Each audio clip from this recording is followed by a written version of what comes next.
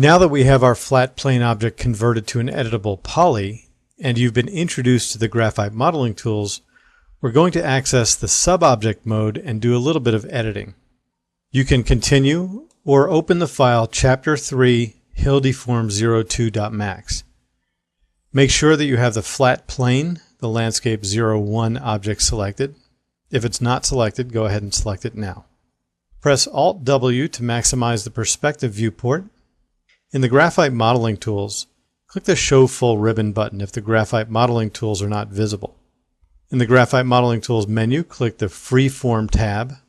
This will change the tool settings, allowing access to the paint deform options of the graphite modeling tools. We need to set a few options for the paint deform tool before we move too far ahead. Go ahead and click on the push-pull option in the paint deform section. The first thing we need to do is set both the brush size and the strength of the brush. Highlight the size value field. Here we want to enter the size of our brush. We want our brush size to be 500 feet. However, the size field for the paint options is entered in units. So in order to get 500 feet, we need to multiply it by 12 inches, which turns out to be 6,000 inches. We'll type 6,000 in the size and hit enter.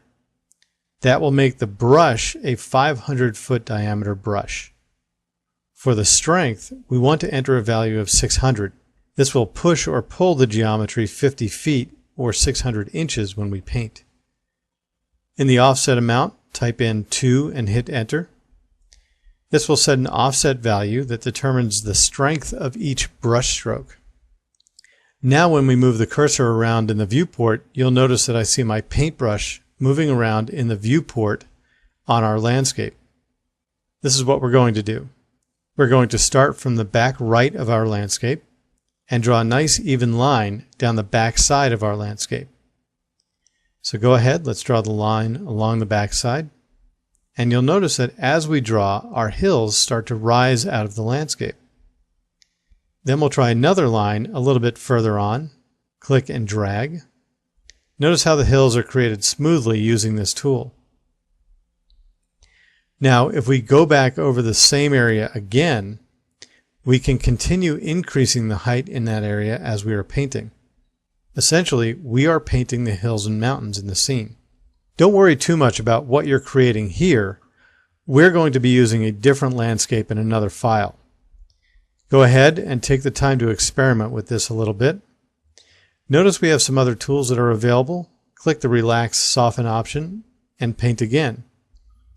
You'll notice that it will soften the areas that we painted earlier. If we click the Revert option and we paint, we'll bring everything back to the original surface. It's very important that while you're working with the paint tools, you do not click off the tool and then try to revert back to the original surface. This tool allows you to make adjustments to your brush size as well as the strength of the brush. It allows you to edit the geometry as if you were sculpting it out of clay, with the ability to revert back to the original surface. This tool is a direct result of working with editable poly objects. If you like, you can save your file and continue editing it at a later time. However, we're going to use a different landscape later on in this chapter. When you're done, make sure you click off the Revert tool to deactivate the command.